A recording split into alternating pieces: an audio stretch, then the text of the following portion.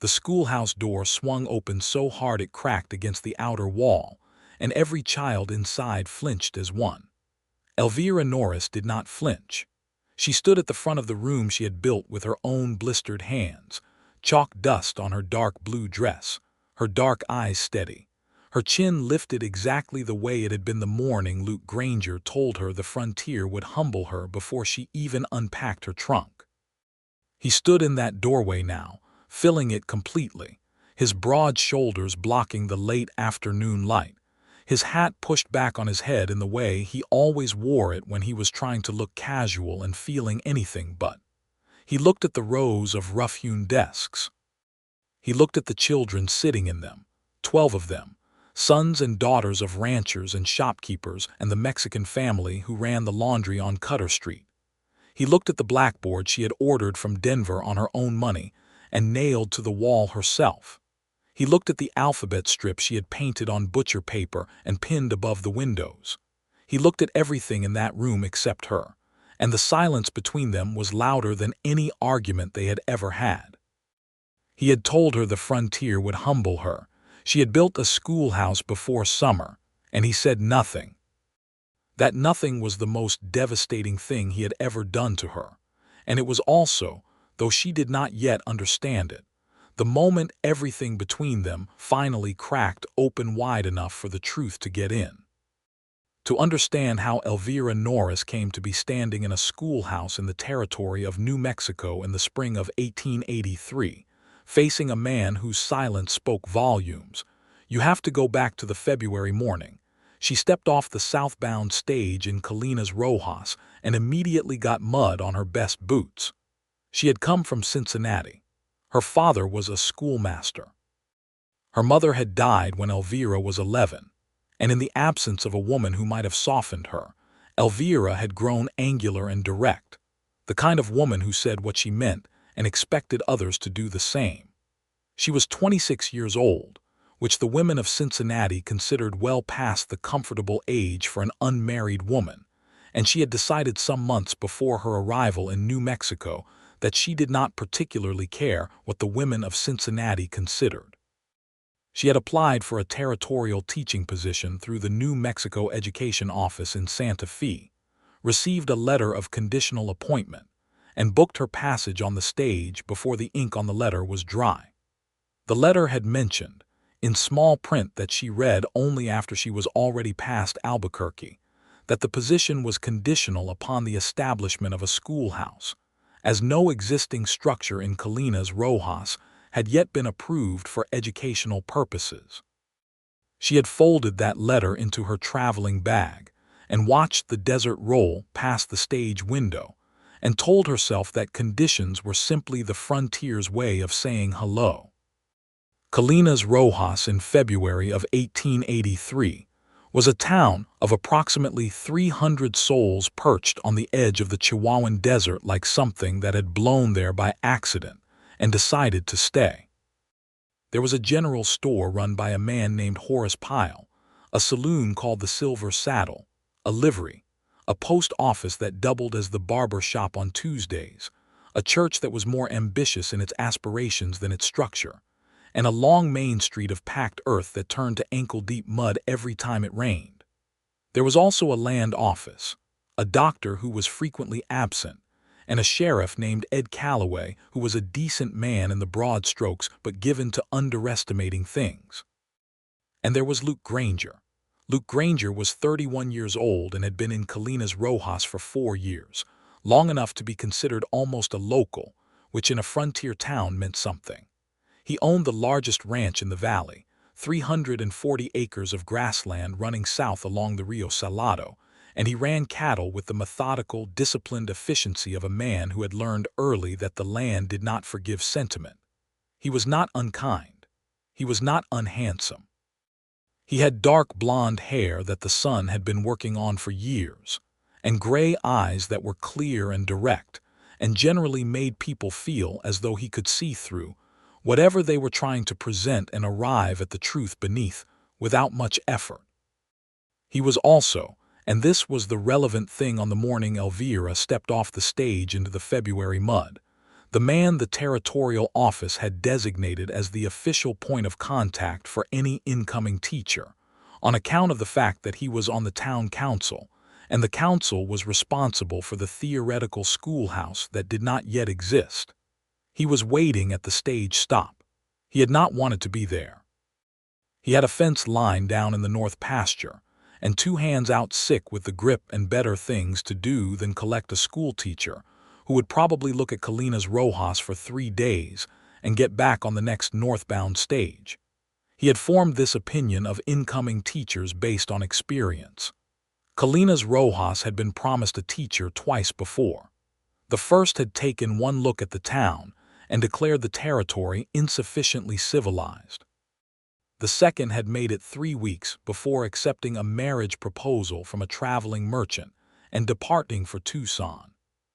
So when Luke Granger watched Elvira Norris step down from that stage, plant her boot directly in the deep mud at the edge of the road, look down at it with an expression of mild annoyance rather than dismay, and then step free of it with businesslike composure and look around the town with the focused assessment of someone taking inventory, his expectation of her imminent departure began, very slightly, to waver. She spotted him immediately. He was the only man standing there with a look of official reluctance, which she had learned to identify on the faces of officials everywhere. "Mr.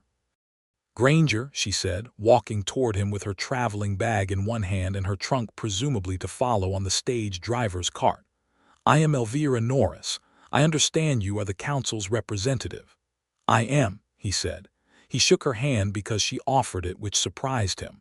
Women in Colinas Rojas generally did not offer handshakes. "Welcome to Colinas Rojas. I hope your journey was comfortable."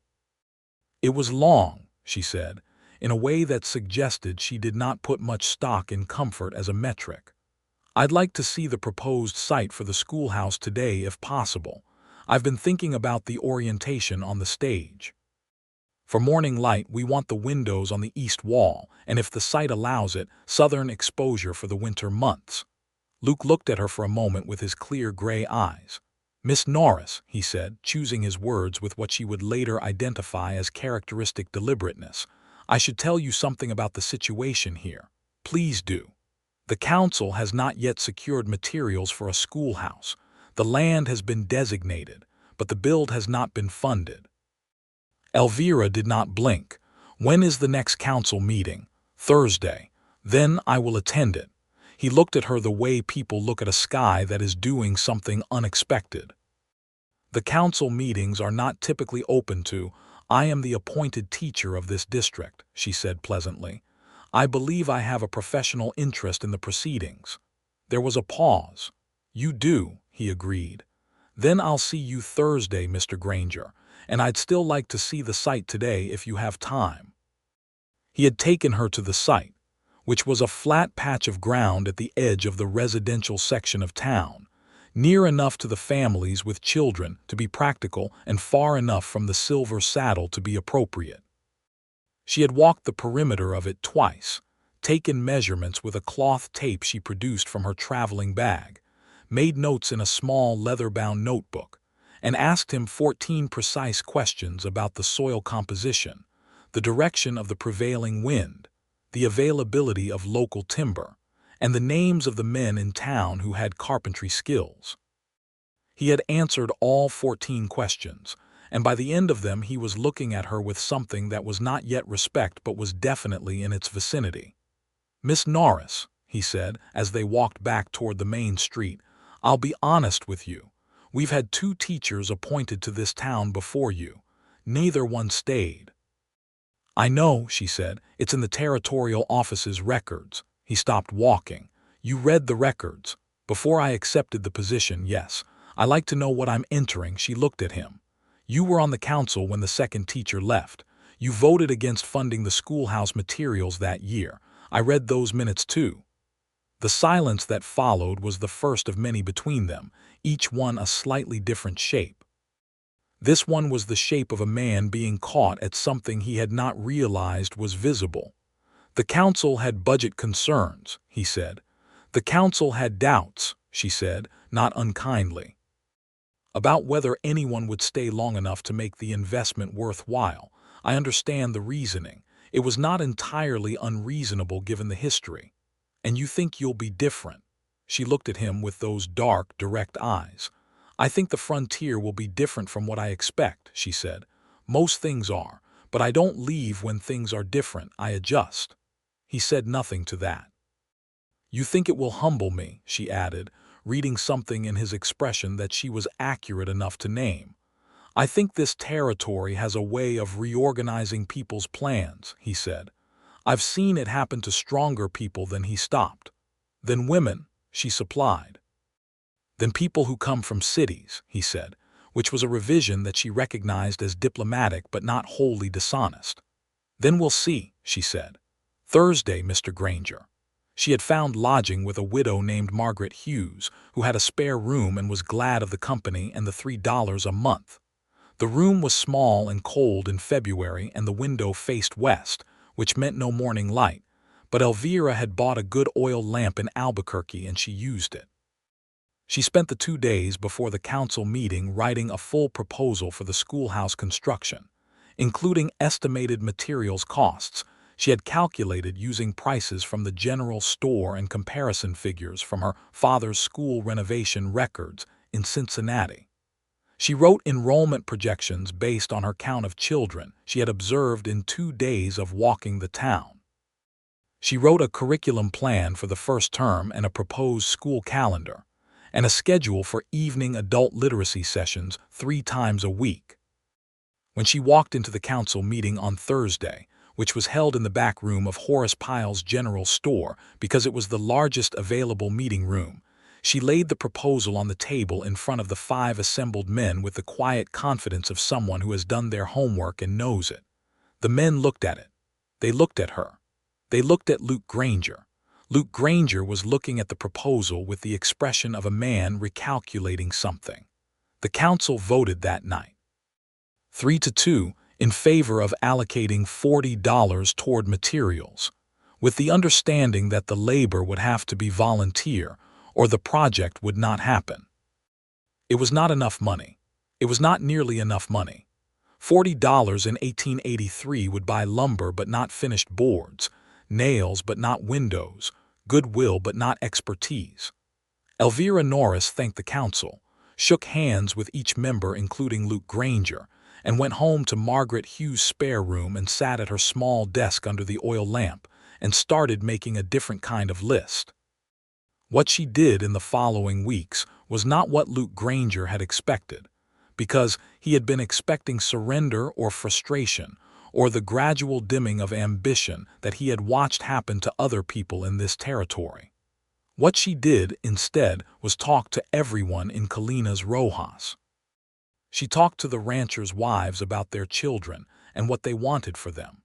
She talked to Horace Pyle about donating the use of his store's storage room for Saturday readings, which she started immediately, without a building, because children could learn in any room with enough light and a teacher willing to stand in it. She talked to the Mexican family on Cutter Street, whose name was Sandoval, and whose 3 children spoke Spanish at home and were bright and eager, and had been overlooked by every previous effort at education in the town. She learned enough Spanish phrases to greet them in their own language, and she watched the mother's face change when she did. She talked to the lumberyard operator in the next town over, 15 miles east on the stage road, and negotiated a discount on rough boards in exchange for his name on a plaque inside the front door of the future schoolhouse. She talked to the preacher about using the church on weekday mornings until the schoolhouse was built, and the preacher, a man of genuine if simple faith named Brother Aldous, agreed because she had read his congregation accurately and mentioned the moral imperative of educating children in the same breath as a scripture reference that he recognized.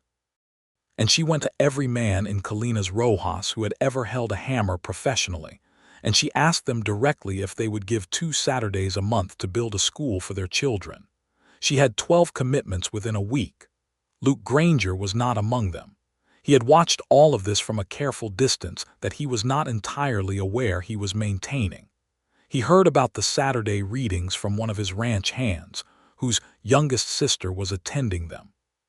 He heard about the Sandoval children from Sheriff Calloway, who mentioned it with mild approval. He heard about the lumber deal from Horace Pyle, who was impressed despite himself.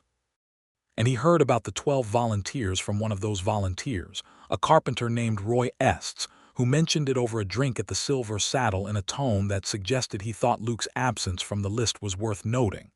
"She's serious," Roy said, not accusingly. "She's not what I figured."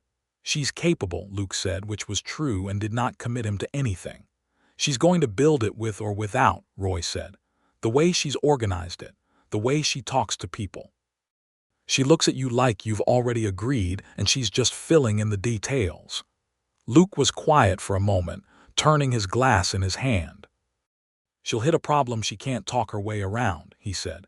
"Something structural, the foundation or the framing, something that takes experience."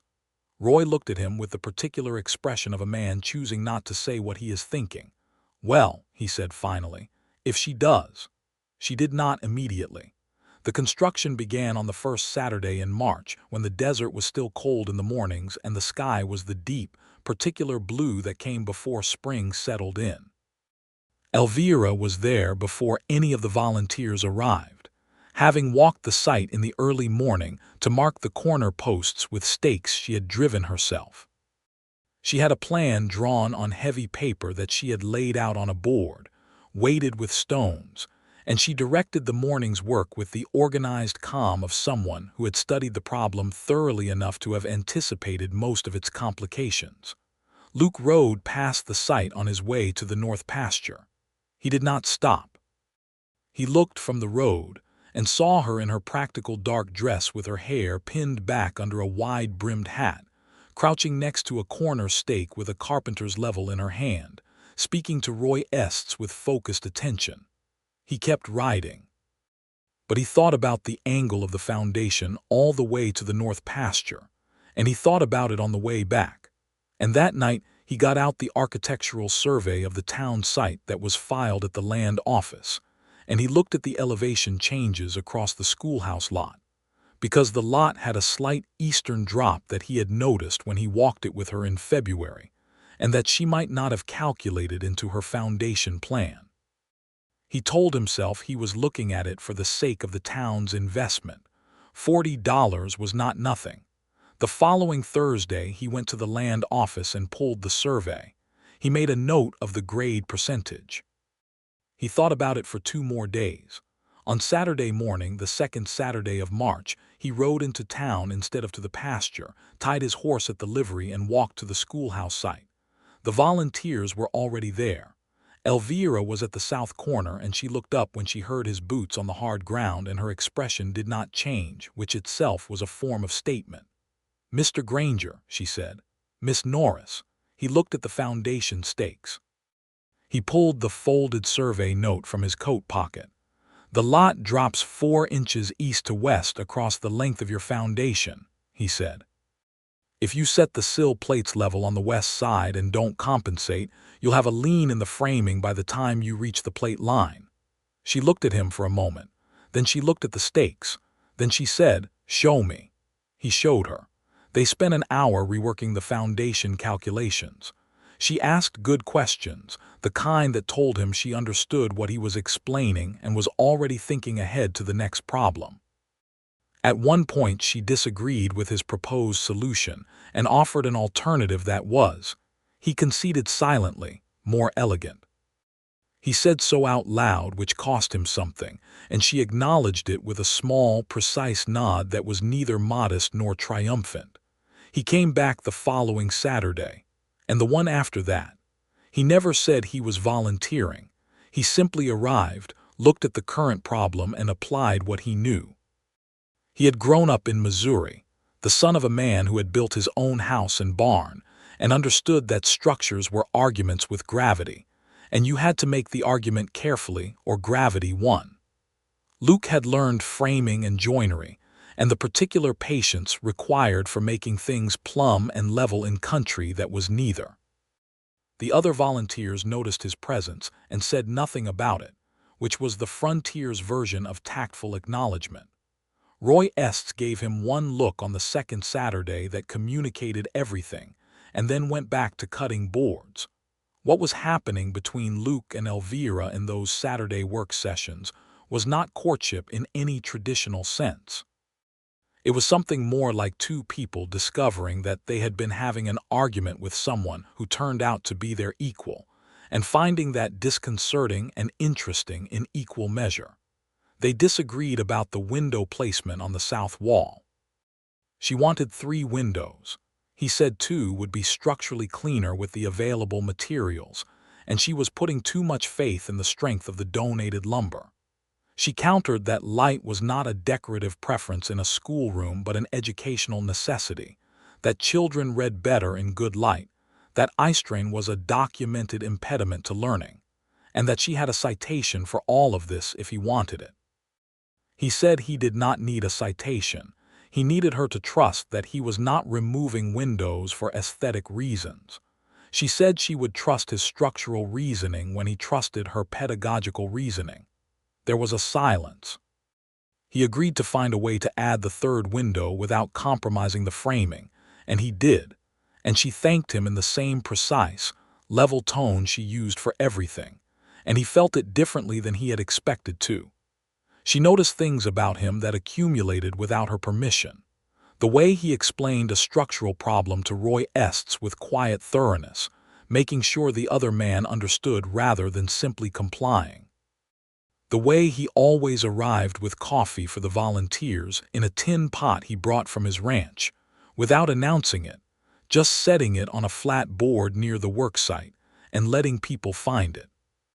The way he spoke to the Sandoval brothers, Matteo and younger Emilio, who sometimes came on Saturdays to help carry lumber, in slow, careful English that adjusted itself to what they could follow, with no impatience and no condescension. She noticed the way he looked at the building as it rose, not with pride exactly, with something more serious, like he was checking whether it was worthy. The building rose through March and into April, faster than anyone had expected because Elvira had organized the work with the precision of someone who had thought through every sequence. She had made a schedule that accounted for drying times and material deliveries and volunteer availability, and she had factored in 2 days of rain and 1 day of crisis, which turned out to be the day the donated glass for the windows arrived cracked, 3 of the 4 panes destroyed in transit. She stood in front of the broken glass for a long moment. Luke was beside her. He watched her face go through something that was not despair but was in its neighborhood, and then watched it settle back into resolution. "Santa Fe," she said. "I'll write to the Santa Fe merchant. I have money from the Saturday readings. People have been donating." "How much?" he said. "Enough for 2 panes." "I need 4. There was a pause. "I'll cover the other 2, he said. She looked at him quickly. "That's not you don't need to. The building needs windows," he said. "I have the money. It's practical." She looked at him for another moment with those dark eyes that were always evaluating something.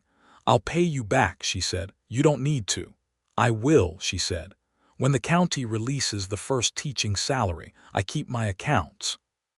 He believed her, and the belief was accompanied by something he could not immediately name, a warmth that was inconvenient and specific to her. The glass arrived from Santa Fe in late April, all 4 panes undamaged, packed in straw.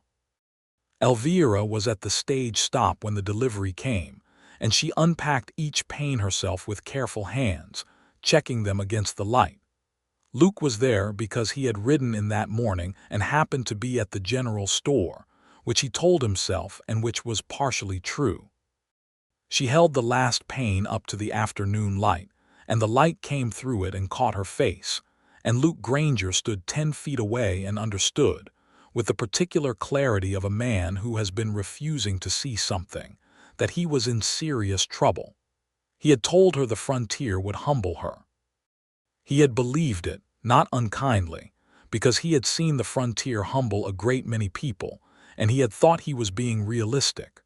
What he had not understood, what he understood now watching her hold a pane of glass against the New Mexico sky, was that he had been protecting himself with that expectation. If she left, as the others had left, there would be nothing to feel about it. If she stayed, if she built the thing she had said she would build, he would have to look at what he had said to her, and what it revealed about the walls he had built around himself in 4 years of frontier living, 4 years of being disappointed by this territory's promise, and then deciding it was the territory's promise, and not his own hope that was at fault. He rode back to the ranch that afternoon and spent 2 hours mending fence that didn't need mending, which was what he did when he was thinking through something he'd rather not. The schoolhouse was completed on the 14th of May, 1883, 11 days before the official start of summer by any reasonable calendar, and approximately 6 weeks faster than any of the 12 volunteers had privately believed it would be. It stood at the edge of the residential section of Colinas Rojas, with the precision and care of its making visible in every plumb line, every well-set window pane, every smooth-planed board. Elvira had planted 2 juniper shrubs at the front corners and strung a small bell above the door on a wrought iron bracket that Roy Estes had made as a personal contribution. She had painted the word school above the door in black paint, in letters that were measured and even, and then beneath it in smaller letters she had painted in both English and Spanish, which caused a small controversy among exactly 2 members of the town council and which she ignored entirely.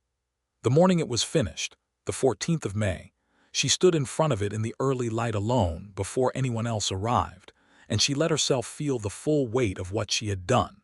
Not pride exactly. Something more complete than pride. The particular satisfaction of having been told something was beyond her, and having answered that doubt not with argument but with construction, with something solid and permanent that could be walked into and used. Luke Granger arrived on horseback at 7 in the morning, which was earlier than she expected anyone. He dismounted and tied his horse at the post Roy had installed at the edge of the lot, and he stood looking at the building. She watched him look at it. She did not say anything. He walked to the front and looked at the sign. He looked at the bilingual inscription below it. He turned and looked at her, and the particular quality of what was in his face stopped her breath in a way she had not anticipated and did not immediately know what to do with. "It's plum," he said finally. "It is," she agreed. "The east window catches the morning light." That was the intention. Another silence. This one was different from all the previous ones. This one had a different shape entirely, open rather than closed, a door rather than a wall. "I was wrong," he said, and the words came from somewhere that cost him something real.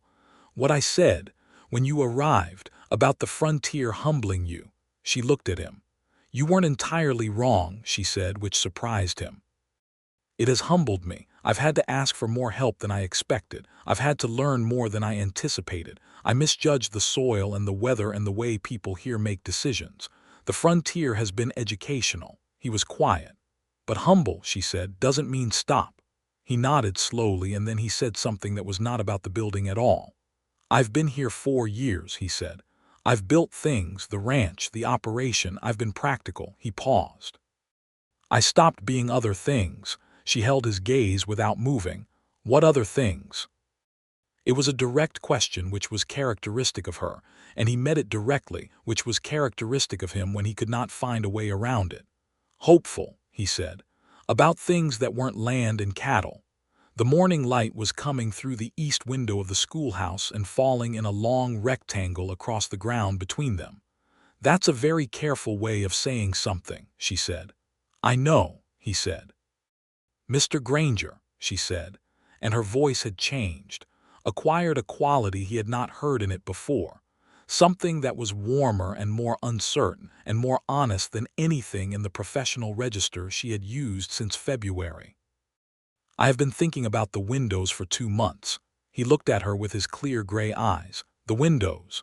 You told me 2 would be structurally simpler. You were right about the framing, and then you found a way to make 3 work anyway." She stopped. "That is not an irrelevant thing to me." He took a step toward her which closed the rectangle of light between them. "Miss Norris," he said, and the formality of it was almost tender now, holding something carefully. Elvira. It was the first time he had used her given name, and it was like a small key in a lock she had not known was locked. Luke, she said, which was also a first, and they both understood that the exchange had changed something permanently.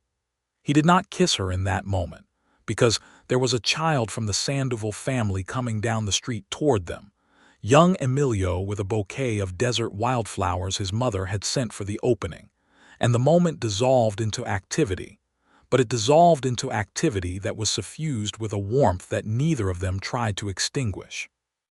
The school opened on Monday, the 17th of May. 12 children arrived on the first morning, which was the number she had projected, and she stood at the front of the room she had built and watched them find their seats with the organized calm of a woman whose occupation had been a calling long before it became a position. She taught arithmetic and reading and penmanship and geography with a rigor that was tempered by a genuine delight in the moment, when understanding arrived on a child's face, which happened in every lesson if you paid attention. Luke Granger came to the opening morning. He stood in the back of the room with his hat in his hands for the first 10 minutes and then slipped out without disrupting anything, because he understood that this was her space and her work, and he was a guest in it. He left the coffee pot on the front step of the schoolhouse when he went, which made Elvira smile when she found it at the midday recess. What happened between Luke and Elvira in the weeks after the school opened was the kind of courtship that happens between two people who are both intelligent and slightly frightened, which means it was conducted in increments, with a great deal of meaning packed into ordinary occasions.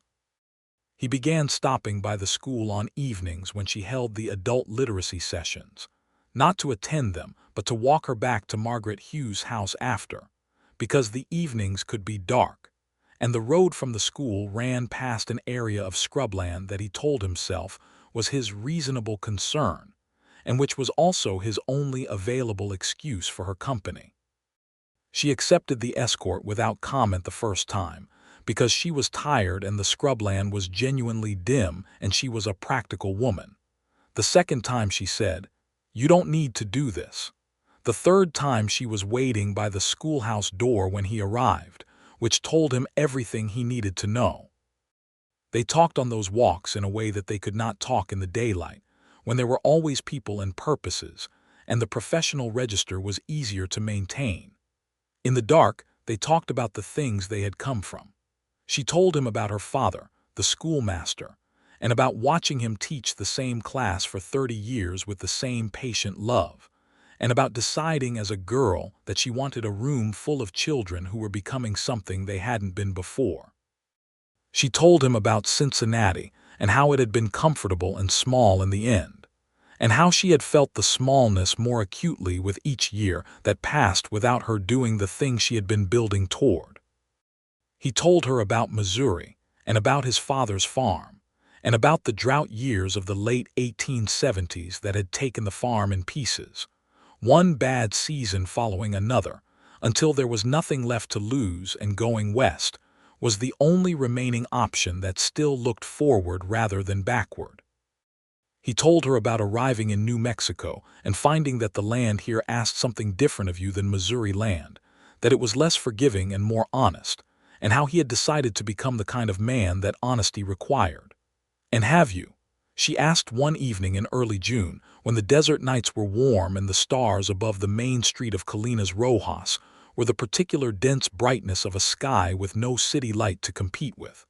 "I don't know," he said. "I thought I had. And then I watched you walk into town with mud on your boots and tell me you wanted to see the sight, and I realized I had been building toward practical and forgetting about honest." She stopped walking. They were at the corner of the main street and the residential lane, and she turned and looked at him in the starlight, and whatever he saw in her face made him stop too. "What did you forget to be honest about?" she said. He looked at her for a long moment in that way of his that went through the surface of things. "That I was waiting for something," he said. "I just didn't know what it was." She took a breath that was slightly unsteady, which he heard. "Luke," she said. "Elvira," he said. And this time there was no Sandoval child coming down the road with wild flowers. He kissed her the way people who have been thinking about it for some time kiss, with complete attention, and without hesitation once the hesitation was past, and she kissed him back with the same quality of decisiveness that she applied to everything, her hand coming up to the front of his coat, and his hands finding her face with a gentleness that was in complete contrast to the directness of everything else about him. When they separated, it was not with embarrassment or the awkward recalibration of people who have made a mistake. They looked at each other in the starlight with the clear-eyed recognition of people who have arrived somewhere they intended to go. "I should have come back and apologized in February," he said. "What I said at the stage, that was not generosity." "No," she agreed, "but it was honest, and you did come back." "To correct a foundation problem," he said. "Yes," she said, and the smile in her voice was warm and specific to him. "That's what you were doing." He laughed, which was a sound she had not heard from him before and which she immediately wanted to hear again, low and genuine, without performance. The summer of 1883 unfolded with the particular richness of a season in which multiple things are being built simultaneously. The school held classes through June, adapting the schedule to keep children out of the midday heat, starting at 7 in the morning and releasing at noon. The Sandoval children, Matteo and his younger siblings Rosa and Emilio, proved to be among the most academically quick students in the room, and Elvira spent extra hours with them, ensuring that the language barrier was being bridged from both sides. She had acquired a Spanish grammar from the Santa Fe bookshop and was learning methodically, the way she did everything. This earned her something from the town that she had not fully anticipated, which was a particular kind of respect that went beyond professional regard. The Mexican families who had come to New Mexico long before it was a United States territory, who had been navigating the cultural displacement of American expansion for decades, were not accustomed to being met with effort. Elvira's effort was not performed and was not patronizing, because she came to it with the same direct practicality she brought to everything. She made mistakes in Spanish and acknowledged them without embarrassment. She asked Mateo's mother to correct her pronunciation and listened carefully when the woman did. She included the Sandoval family's feast days in the school calendar alongside the American holidays. Word of this spread through the Mexican community in Colinas Rojas in the way that genuine effort always spreads, person to person, and with the weight of rare experience. By July, 2 more children from Mexican families were enrolled in the school, and their parents began to appear at the Saturday readings that Elvira still ran for adults, and the town of Colinas Rojas became, very slightly, a different kind of place than it had been. Luke watched all of this with the attention of a man who has stopped pretending to himself that he is a detached observer. He rode into town more often than his ranch required, which his foreman, a taciturn man named Silas Webb, noted without comment. He attended the evening literacy sessions twice in July, sitting in the back row and working through the reading exercises with the quiet application of a man who could already read perfectly well, and was there for other reasons. Elvira met his eyes across the room on those evenings with the composed warmth that she kept for him specifically, reserved and real at the same time. He brought her things from the ranch that were practical and not grand. Fresh eggs in a basket, a jar of honey from a hive one of his hands had found in the north pasture, a bundle of dried sage that smelled like the desert after rain. She received these things the way she received everything from him, with appreciation that was direct and without performance, and she put the sage in a jar on the schoolroom windowsill where it scented the morning air.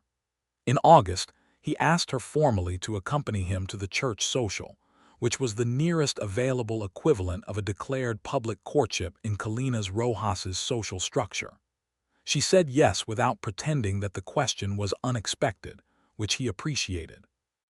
They went to the social and ate corn pudding, and listened to Brother Aldous play the church's small organ with more enthusiasm than skill, and Luke introduced her to the neighboring ranchers and their families with a quiet pride that he did not try to disguise, and she talked to the ranchers' wives about their children's progress in school with genuine warmth, and remembering details about each child that made the mothers feel that their sons and daughters were seen. Margaret Hughes, watching from across the room, said to Horace Pyle's wife that she thought it was the nicest thing she had seen in 3 years of living in Colinas Rojas, and Horace Pyle's wife agreed. There were complications, as there are always complications. The largest one arrived in late August in the form of a letter from the Territorial Education Office in Santa Fe, which informed Elvira that her position, while conditionally approved, required a formal review by the county superintendent, and that the superintendent, a man named Hargrove, would be visiting Colinas Rojas in September to assess the school's viability.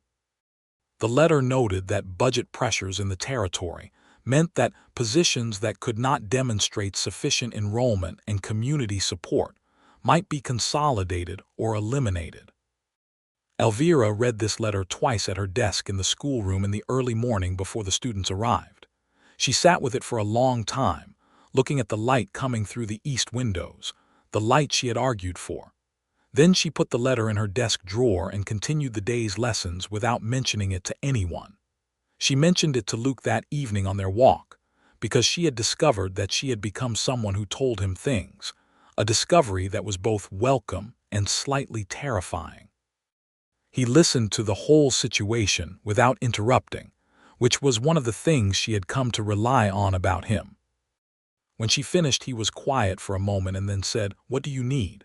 "I need 30 enrolled students by September," she said. "I have 14. What else?" "I need the community support to be visible, documented, something Hargrove can count." "All right," he said. "Luke, this is not you built a school for this town," he said. "The town can stand up for it." He went to every rancher in the valley over the following 2 weeks. He did not ask them to do him a favor. He told them the facts. There was a school in Colinas Rojas. It was teaching their children. It was teaching adults to read in the evening. It was the only such institution within 50 miles, and a man from Santa Fe was coming to decide whether it should continue, and if they had something to say about that they should write it down and give it to him. He collected 18 letters from ranchers and shopkeepers and 2 from the preacher. He organized a meeting at the church where parents could speak about their children's progress, and 22 people came, which was a significant proportion of Colinas Rojas's adult population. Elvira, who had not asked for any of this, learned it was happening from Roy Estes, who mentioned Luke's campaign with the particular satisfaction of a man watching something he predicted to himself come true. She found Luke at the livery that afternoon, where he was talking to the liveryman about something, and she waited until the conversation concluded, and then she said, with a directness that she reserved for her most important statements, "You did not have to do this." He looked at her. "I know. It's my position, my responsibility." "Yes," he said, "and you built a school with $40 and 12 volunteers and no more foundation than a conditional appointment letter. And you're doing it right, and this town needs it." He paused. "And I have ranch connections and a name people trust in this valley, and those are useful. It would be wasteful not to use useful things." She looked at him for a long moment. "That is a very practical framing," she said. "I've been known to be practical." "Luke," she said, and her voice had the quality it had on the June evening in the starlight, warm and slightly unsteady and entirely honest. "Thank you." He covered her hand with his briefly, there in the entrance of the livery in the midday sun where anyone could see it, which was itself a declaration of something. "Elvira," he said, "this matters to me because you matter to me. That's the less practical framing." She turned her hand under his and held it for a moment. "I prefer the less practical one," she said. Superintendent Hargrove arrived on the 8th of September. He was a stout, efficient man from Santa Fe who wore a city coat and carried a ledger, and had the professional manner of someone accustomed to finding things insufficient and documenting it. He walked through the schoolhouse with Elvira, asking questions about the enrollment numbers and the curriculum and the funding structure, and he wrote in his ledger in small, precise letters. He looked at the bilingual sign over the door with an expression that was not quite disapproval but was related to it. "The Spanish inscription," he said, "is that standard practice?" "The territory has a significant Spanish-speaking population," Elvira said pleasantly. "Several of my students come from families where Spanish is the primary language. Including the sign creates an environment of welcome that supports attendance and engagement." Said Hargrove. "I can provide academic citations on the educational benefit of inclusive institutional signage, if that would be helpful for your report," she said. Hargrove looked at her with an expression of mild surprise. "That won't be necessary," he said. "I have them if you change your mind," she said. He attended the community meeting that Luke had organized, which had been rescheduled to accommodate his visit. He sat at the front of the church and listened to 18 people speak about the school in terms that were specific and genuine. The rancher's wife, who described watching her son read a passage from the newspaper aloud for the first time. The shopkeeper who attended the adult literacy evenings and had signed his own name to a letter for the first time at the age of 42. Mateo Sandoval's mother, speaking through a translation that Elvira provided, describing what it meant to have a teacher who tried to learn her language. When Hargrove wrote his report, which Elvira received a copy of in October, it recommended full approval of the Colinas Rojas teaching position with commendation for enrollment growth and community integration. He noted the bilingual signage as an innovative approach to inclusive education, which was either a conversion or a political calculation, and either way produced the same result. Elvira read the report at her schoolhouse desk and then sat quietly for a long time in the empty room after the students had gone, letting herself feel, fully and without management, the relief and satisfaction of it. Luke came by that evening and found her there.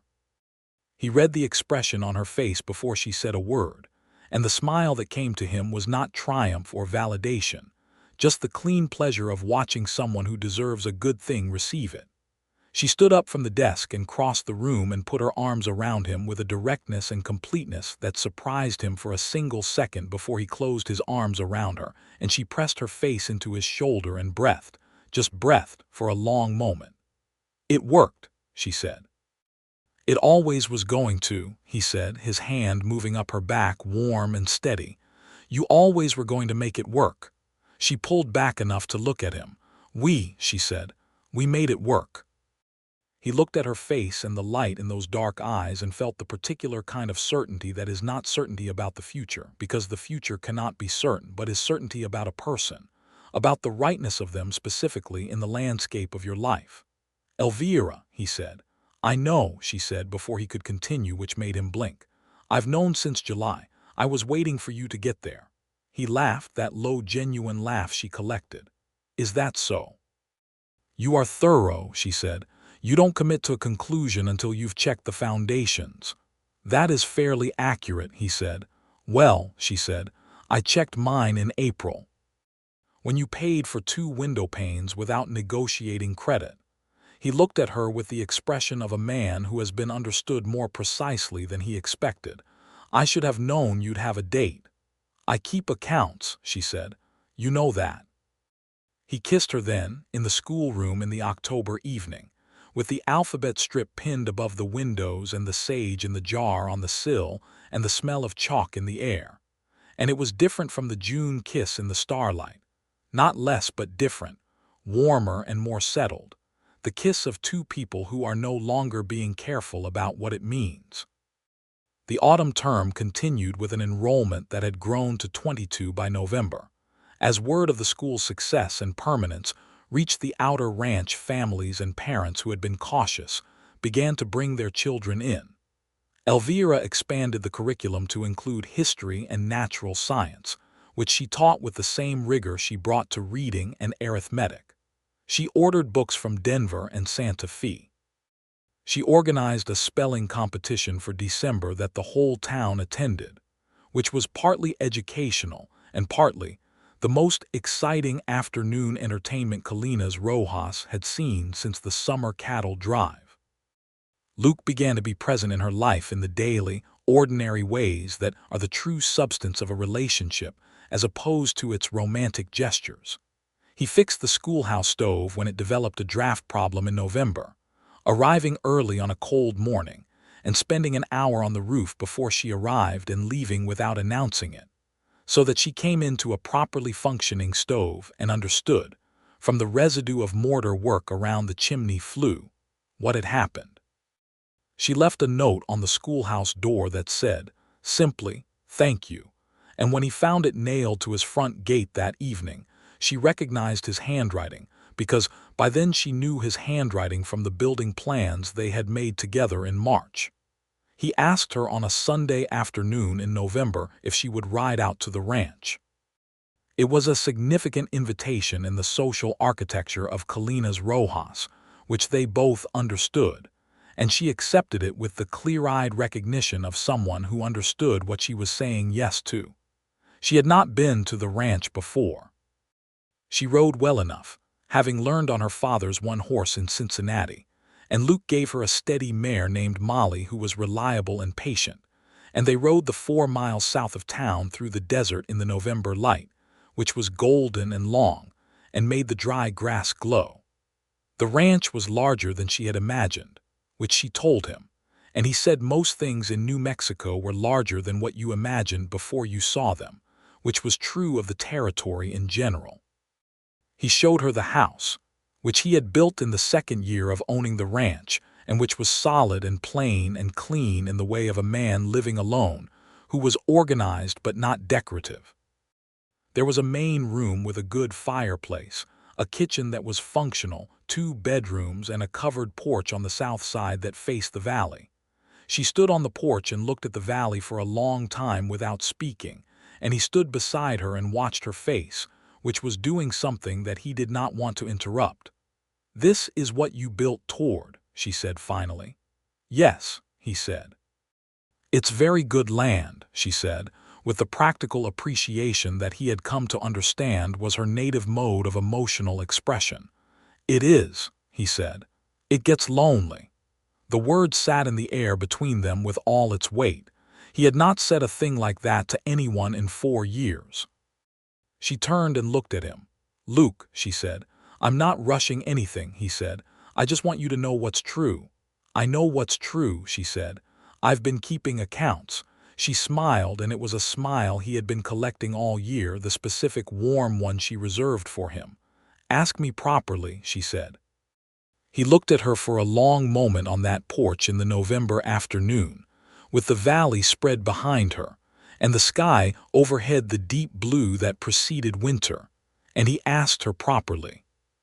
He said he had come to this territory looking for something he could not have named and had found it in February mud, and a woman with a cloth tape measure and 14 precise questions.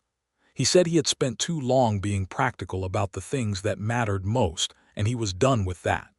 He said the ranch was good land, but a house was not the same thing as a home, and he knew the difference now. He said he would like, if she would have him, to see what they could build together.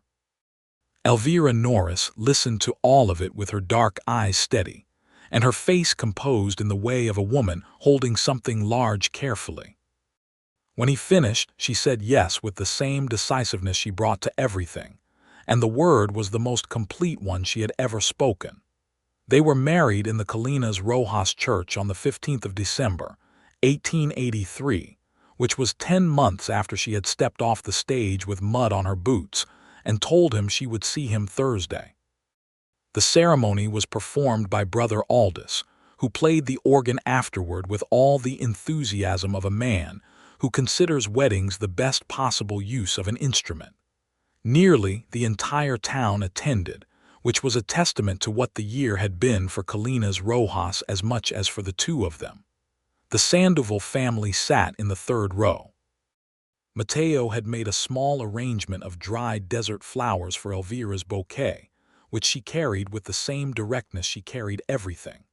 Luke stood at the front of the church with his hat in his hands, looking at her come down the aisle with an expression that Roy Estes would later describe to his wife as the face of a man who finally figured out what he was building for.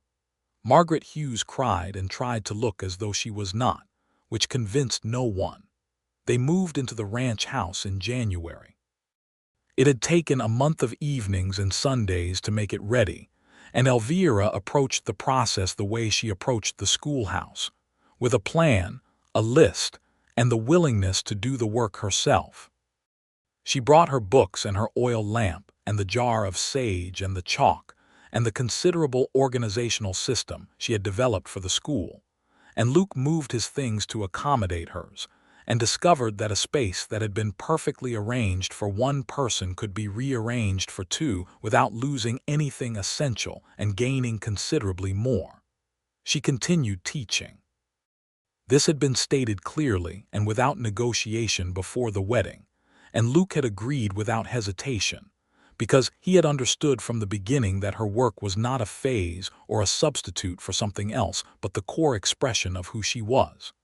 He was proud of her in a way that was not possessive but was genuine and specific, the kind of pride that requires actually knowing what someone does and understanding why it matters. She rode into town each morning on Molly, 4 miles each way, and came home in the late afternoon with chalk dust on her hands and stories about the children that she told over dinner, with the particular enthusiasm of a woman doing exactly what she was meant to do.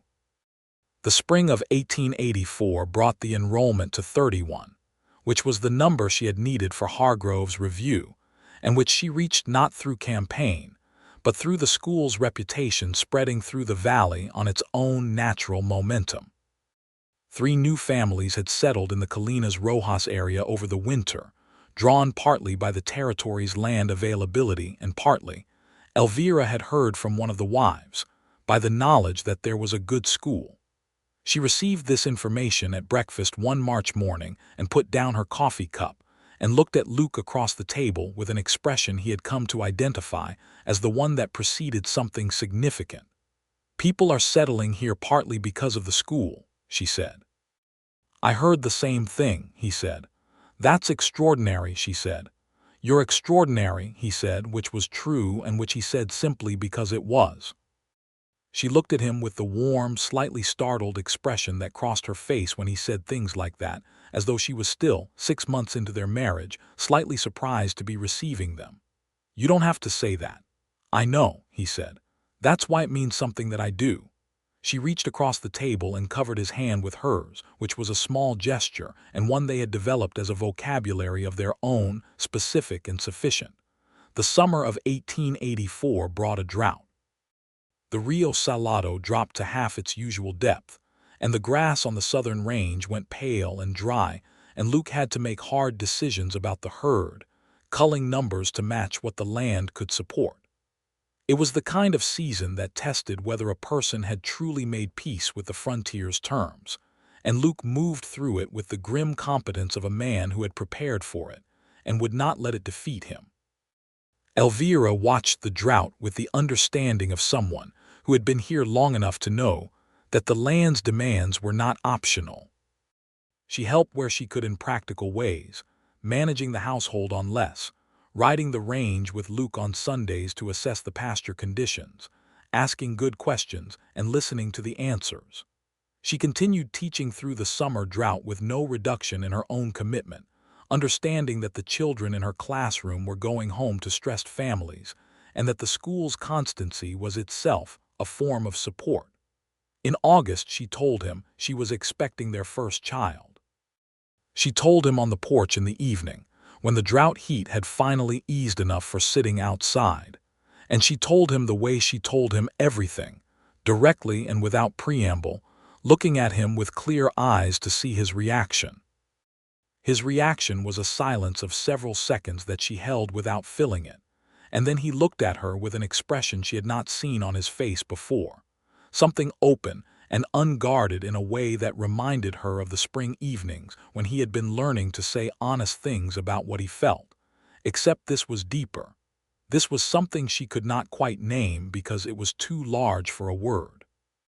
He put his arms around her on the porch in the August evening and held her without speaking for a long time, and she felt his breath and the warmth of him and the particular steadiness that had been one of the first things she had trusted about him, even before she liked him, even when his words had been wrong and his instincts had been right. "Is it what you wanted?"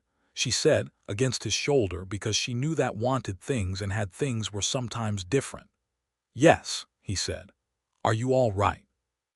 "I'm well," she said. "I'll need to arrange a substitute for the later months of the school year. I'm already thinking about who could cover." He laughed. "Of course you are. Someone has to plan ahead," she said. "Elvira," he said, and his voice was the way it was in the evenings, warm and unhurried. "This is the best thing you've ever told me." She pulled back to look at him. "Better than the school, different than the school," he said. "You built the school for the town. This is just for us." She looked at his face in the August dusk with the desert around them and the stars beginning to appear in the east. And she understood, as she did sometimes with particular clarity, that she had arrived somewhere she had not known she was heading, which was exactly the frontier's specific gift to people willing to stay. They named their son James Harold Granger, James for Luke's father and Harold for Elvira's, and he arrived in April of 1885 with the forthright, healthy energy of a child with no patience for delay, which both of his parents agreed was appropriate. Brother Aldous christened him in the church on a Sunday in late April with 12 people crowded into the small building, and the Sandoval family in the front row. Elvira returned to teaching in September of 1885, having arranged a reliable substitute for the spring and summer terms in the person of a young woman from Albuquerque named Clara Haynes, who was earnest and competent, and whom Elvira had interviewed with the thoroughness of a hiring committee. The school continued to thrive. The enrollment was 34 by the time Elvira returned, and Clara had added 2 new families' children to the rolls during the summer, which Elvira regarded with the professional approval of a woman who is glad to be proven right about a choice she made. James grew up on the ranch with his parents' combined inheritance of directness and patience and a specific attachment to the schoolhouse, where his mother brought him when he was old enough to sit quietly in the back with a book, which turned out to be sooner than most children because he was his mother's son, and his father had read to him every evening from birth. He called the schoolhouse building Mama's house for 2 years, which the students found charming and which Elvira found accurate. By 1887, Colinas Rojas had grown.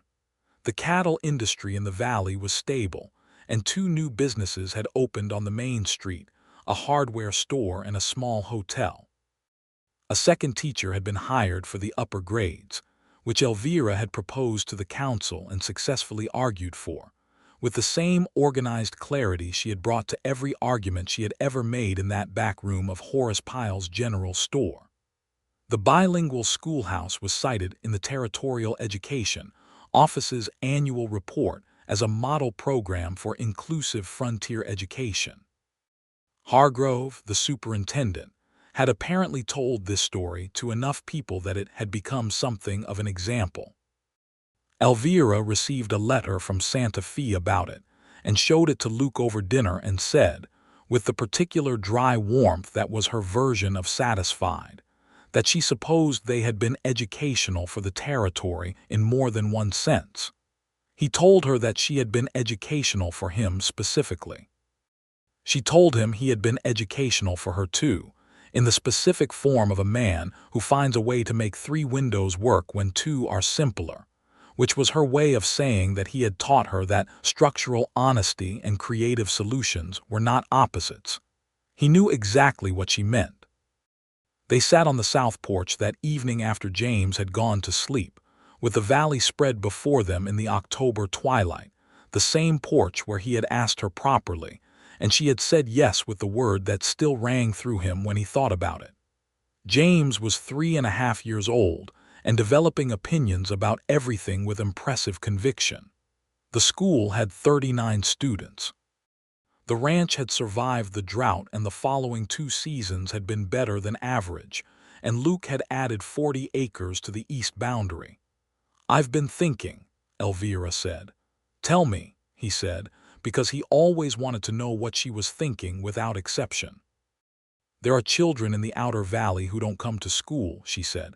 Not because their parents don't value it, because the distance is too far for small children to travel daily. Luke looked at her. You're thinking about a second school. I'm thinking about a traveling program, she said. 2 days a week in the valley, a circuit. I've been mapping the ranches.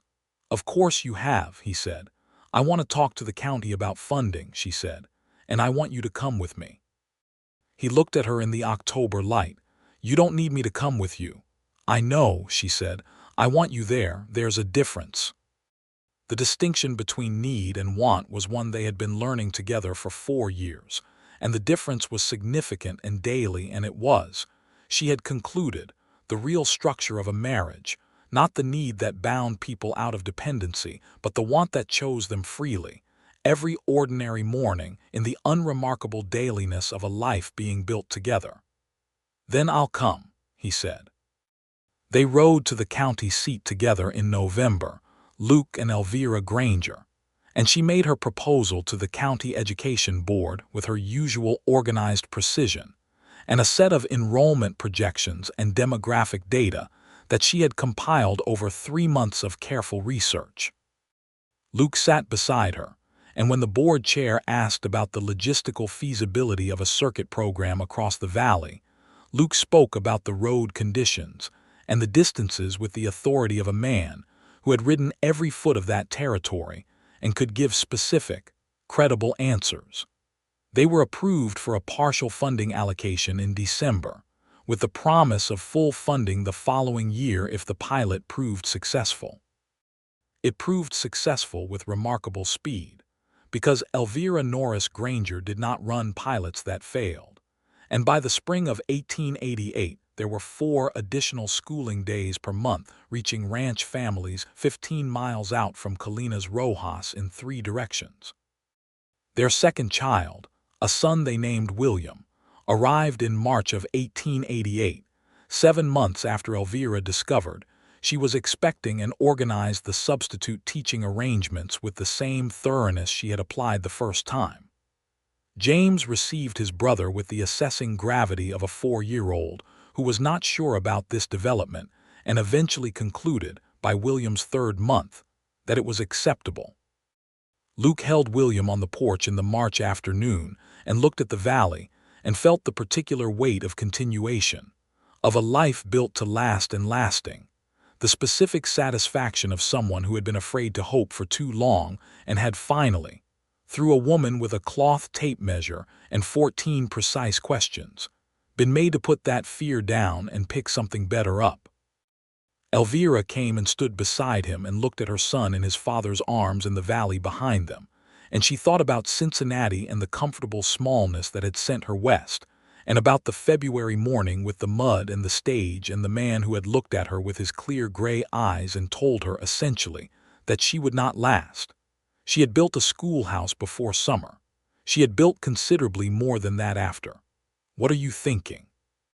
Luke said, watching her face the way he always did, with the full attention he had given her since the March morning he came to fix the foundation and stayed for everything else. I'm thinking that the frontier did humble me, she said. He looked at her. How so?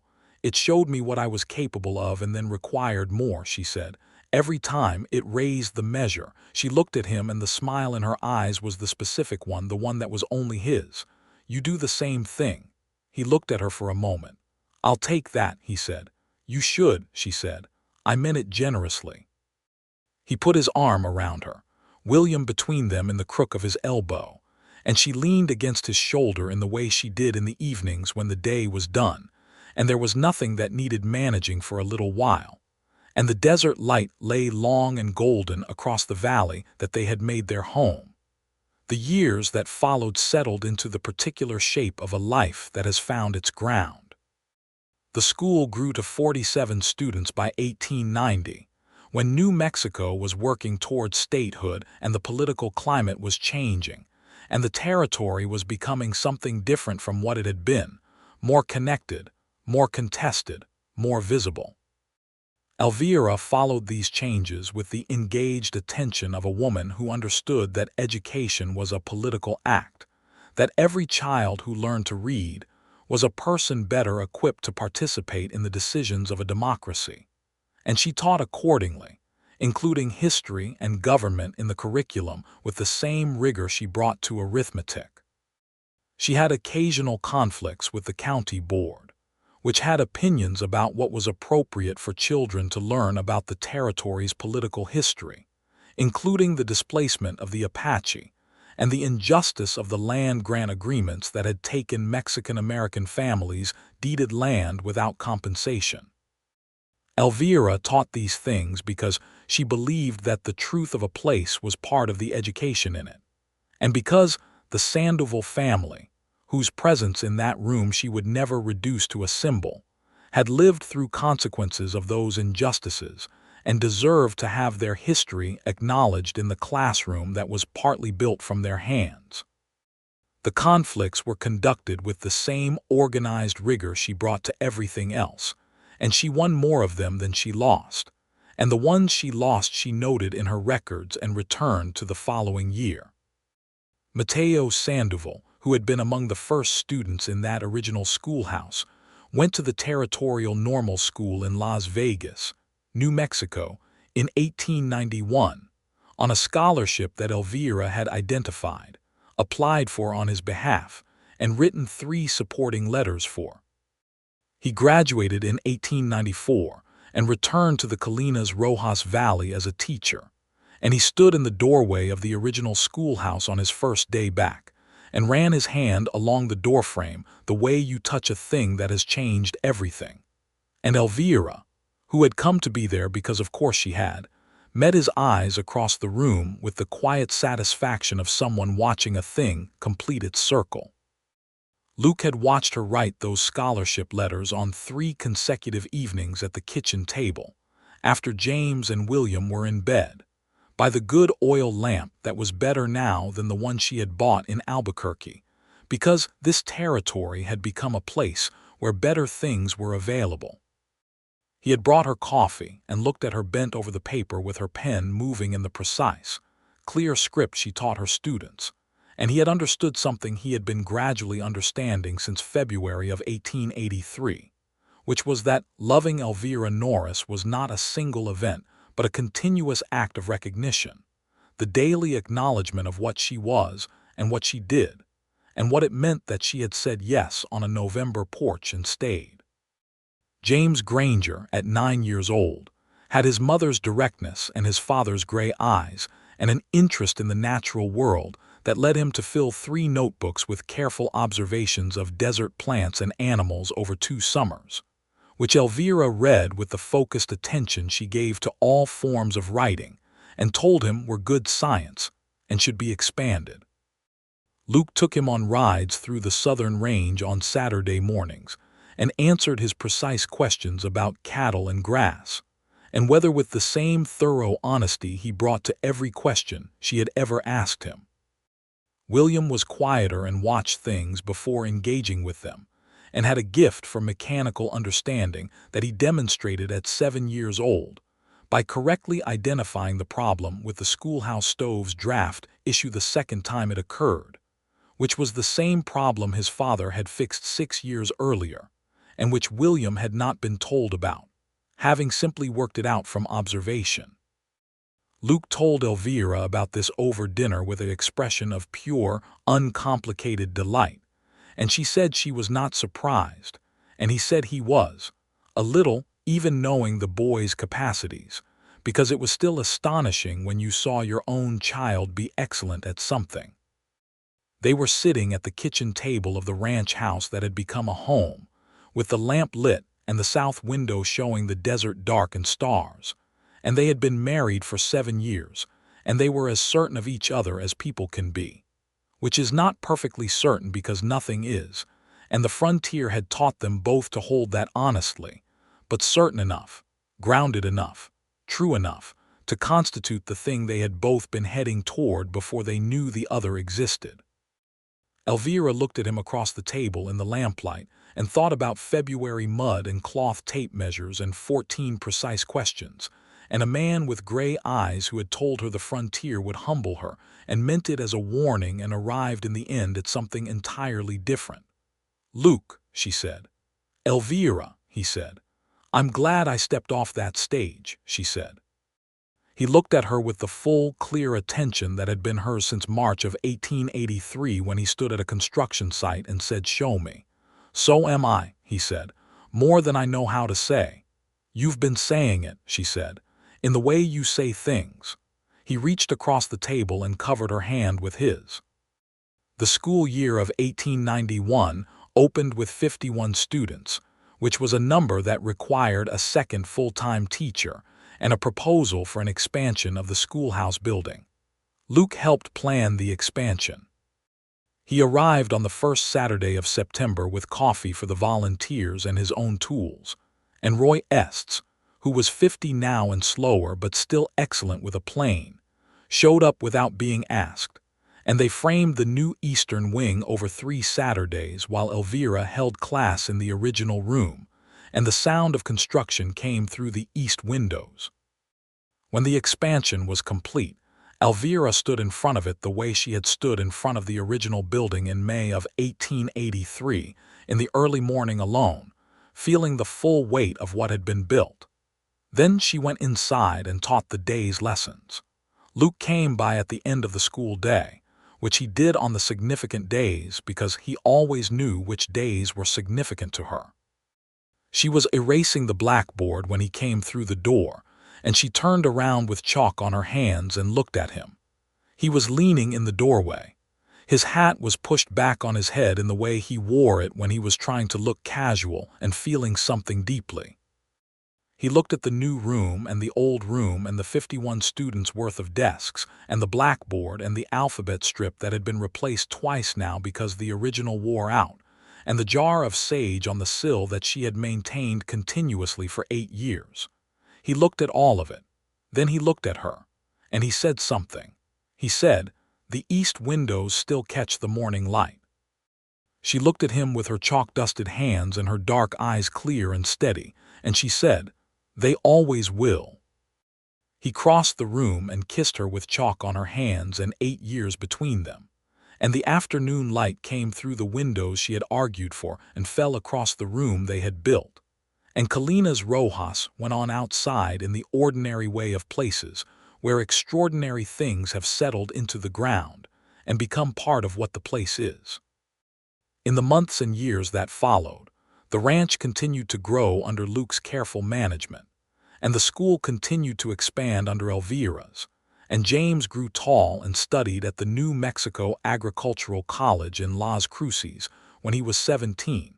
And William took over the mechanical operations of the ranch at an age that made the hands shake their heads with a combination of amusement and genuine respect. A third child came in 1893, a daughter they named Ruth Margaret, Ruth for the biblical figure who went to an unfamiliar country and made it her own, and Margaret for the widow who had given Elvira a room and a window in February of 1883, when the territory was still just a conditional letter and a lot of mud. Ruth was born with her mother's dark eyes and her father's gray clarity, and a stubbornness that both parents recognized as their own and found in the child more endearing than it had been in themselves. They were a family that worked. Not without friction, not without the ordinary difficulties of lives being lived in close conjunction with other lives, and with a landscape that still, in the 1890s, asked hard things of the people who had chosen it. There were lean years on the ranch and complicated years in the school and nights when Luke sat on the south porch, with the weight of the territory's demands visible in his face, and Elvira sat beside him and did not try to fix what could not be fixed, but was there, specifically and solidly there, which was the thing he needed and had learned to recognize as such. There were mornings when Elvira faced something at school that felt overwhelming, an impossible enrollment gap or a county regulation that seemed designed by people who had never been within 100 miles of a frontier classroom, and Luke sat across the breakfast table and listened to the full accounting of it, and then said something that was either practically useful or simply true about her capacity for the problem. And she took both kinds as the gift they were. Brother Aldous retired from the church in 1892 and was replaced by a younger man who was good at his work, if less enthusiastic about the organ.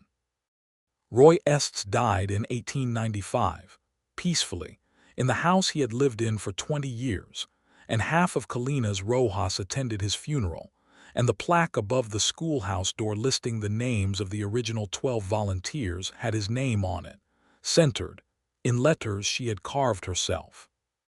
Mateo Sandoval taught in the Colinas Rojas School for 6 years, and then went to Albuquerque to teach at a larger institution, and Elvira wrote him a reference letter that his supervisors in Albuquerque would later describe as the finest professional reference they had encountered.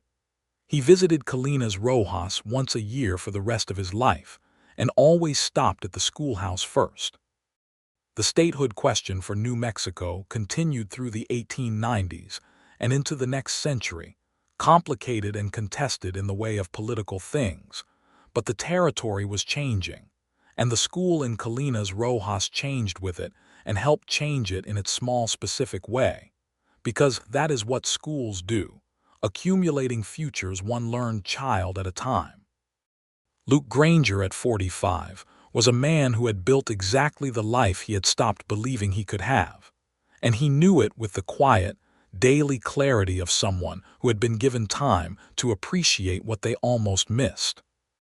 He ran the ranch with Silas Webb, who was aging but still reliable, and he sat on the town council still, and he was trusted in the valley in the way that people who have been honest and present for a long time come to be trusted.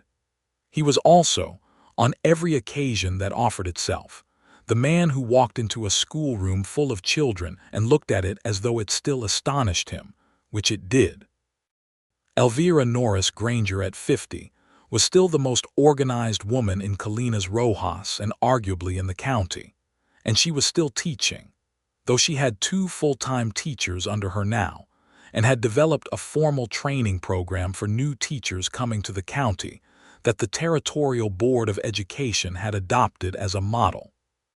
She still rode Molly's daughter, a horse she had named Compass, to school every morning, and she still had the sage in the jar on the windowsill, a new jar of new sage but the same tradition, and she still wrote things down in leather-bound notebooks that she had ordered from Santa Fe since the Cincinnati ones ran out. She had stopped keeping accounts of the things between her and Luke, because there was no longer any accounting necessary, no ledger of who gave what and whether it was equal. What existed was not equal in the precise sense, but balanced in a deeper one, the balance of 2 people who know what the other needs and provide it as naturally as breathing, without score. On a Saturday evening in October, a Saturday much like the first Saturday she had walked to the schoolhouse site with her cloth tape measure and her 14 questions, Elvira sat on the south porch of the ranch house with Luke beside her and Ruth on the lower step doing something with a collection of rocks. She was classifying by color and composition, with the focused intensity of a child who had inherited her mother's systematic nature and her father's patience with observation. The valley spread before them in the autumn light, gold and amber, and the particular deep green of the junipers that had established themselves along the south fence line over 22 years of growth. The schoolhouse was not visible from the porch, but Elvira could place it exactly in the landscape, the way you can always place the things you built with your own hands.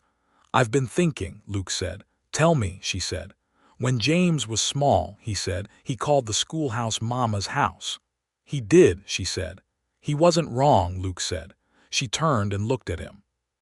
His hair was more silver now than the sun-worked blonde it had been in 1883.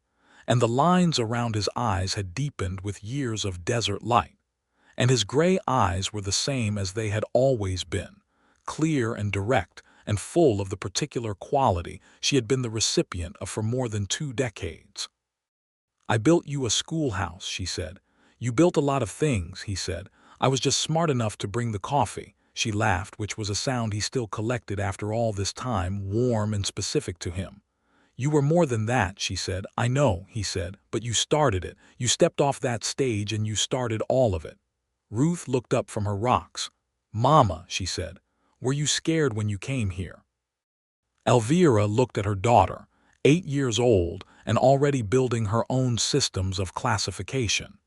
She considered the question with the honesty she brought to everything, the same honesty she had demanded from this territory since February of 1883.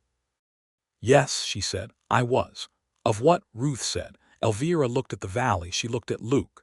She looked at the years between then and now, the mud and the foundation and the windows and the chalk and the children and the letters and the nights and the mornings and the ordinary dailiness of a life made with someone who had chosen her and kept choosing her. "Of the usual things," she said, "that it would be too hard, that I'd get it wrong, that the frontier would be bigger than what I could do."